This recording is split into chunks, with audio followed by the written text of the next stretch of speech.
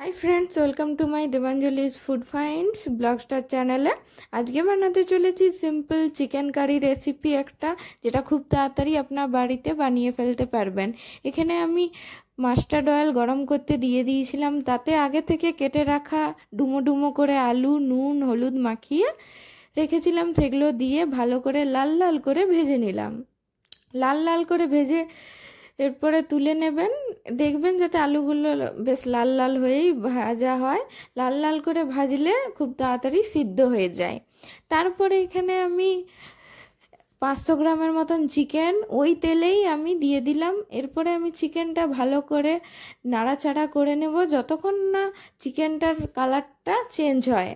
এতে চিকেনের যে একটা গন্ধ থাকে সেই গন্ধটাও চলে যায় এবং তাড়াতাড়ি সিদ্ধ হতেও সাহায্য হয়। এরপরে দেখবেন আপনারা যে তেলটা এখানে অনেকটাই বেড়ে গেছে।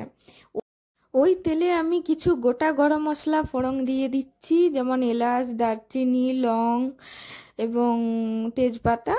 ভালো করে ওগুলো ভেজে নিয়ে এখানে আগে থেকে কুচনো পেঁয়াজ রেখেছিলাম, সেই পেঁয়াজগুলো লাল হওয়া অবধি আপনারা ভালো করে ভেজে নেবেন।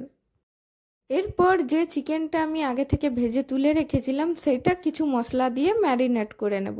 প্রথমেই দিয়ে দিচ্ছি পরিমাণ মতো নুন, তারপরে দিয়ে দিচ্ছি কাশ্মীরি লঙ্কার গুঁড়ো, তারপরে দিয়ে দেব জিরে গুঁড়ো, এরপরে দিয়ে দিচ্ছি আমি পরিমাণ মতন ধনে গুঁড়ো, তারপরে দিয়ে দেব আমি এখানে চিকেন কারি মশলা।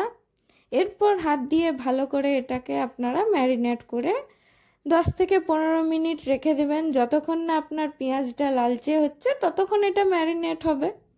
এরপরে আমি পেঁয়াজটা এখানে অনেকটাই ভাজা হয়ে গেছে, এতে আমি কিছুটা পরিমাণ হলুদ দিয়ে দিচ্ছি। আমি কিন্তু হলুদ ম্যারিনেটে দিইনি, এতে আমি ওই জন্য এখন পেঁয়াজের হলুদটা দিয়ে দিলাম।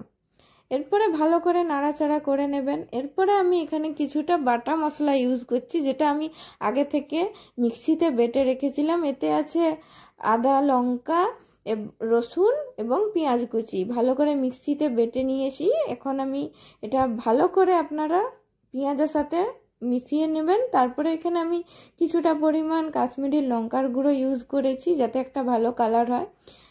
মশলাটা শুকিয়ে এলেই যখন দেখবেন তেল ছেড়ে দিয়েছে তখন ডুমো ডুমো আলু এবং চিকেনটা দিয়ে দেবেন। চিকেনটা দিয়ে 10 থেকে 11-12 মিনিট এটা ঢাকা দিয়ে রান্না করবেন। তারপরে এখানে ঢাকা খুলে দেখবেন যে হালকা জল ছেড়েছে এবং হালকা সিদ্ধও হয়ে গেছে। একটু নাড়াচাড়া করার পরে, আমরা যেহেতু এটা কষা খাচ্ছি না, ভাত দিয়ে খাবো, সেই জন্য একটু ঝোল আমাদের প্রয়োজন, তাই আমি এখানে জলের ইউজ করেছি। আপনারা যদি কষা খান তাহলে অল্প পরিমাণে জল দিয়ে এটা সিদ্ধ করতে পারেন। আমার এখানে চিকেনটা সিদ্ধ হয়ে গেছে। এরপরে আমি এখানে কিছুটা পরিমাণ গরম মশলা দিয়ে দিচ্ছি। গরম মশলাটা দিলে বেশ একটা ভালো টেস্ট হয়। তা আমার এখানে গরম মশলাটা দেওয়ার পরে আমি একটু নাড়াচাড়া করার পরে 1-2 মিনিট এটাকে ফুটতে দিয়েছিলাম। হালকা টেস্ট করার পর আমার মনে হয়েছে এতে একটু ঝাল কম আছে, সেই জন্য এখানে আমি একটু শুকনো লঙ্কার গুঁড়ো ইউজ করছি। এরপরে আমি এটাকে 2 মিনিট ফুটতে দিয়েছিলাম। এটা এখন একদম রেডি পরিবেশন করার জন্য। আজকের রান্নার রেসিপিটা যদি আপনাদের ভালো লেগে থাকে তাহলে অবশ্যই বাড়িতে ট্রাই করবেন, আর অবশ্যই আমাকে কমেন্ট বক্সে এসে জানাবেন কেমন হয়েছে। আজকের ভিডিওটা যদি আপনাদের ভালো লেগে থাকে তাহলে খুব খুব খুব লাইক করে দেবেন, শেয়ার করে দেবেন, কমেন্ট করে দিবেন। আর এরকম নতুন নতুন রান্নার ভিডিও দেখার জন্য আমার channel Devanjali's food finds blog star চ্যানেলটিকে সাবস্ক্রাইব করে দেবেন। দেখা হবে নেক্সট ভিডিওতে। এখন বাই।